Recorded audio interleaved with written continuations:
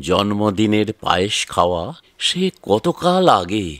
মায়ের স্নেহ, বাবার আদর স্মৃতির কোনায় জাগে।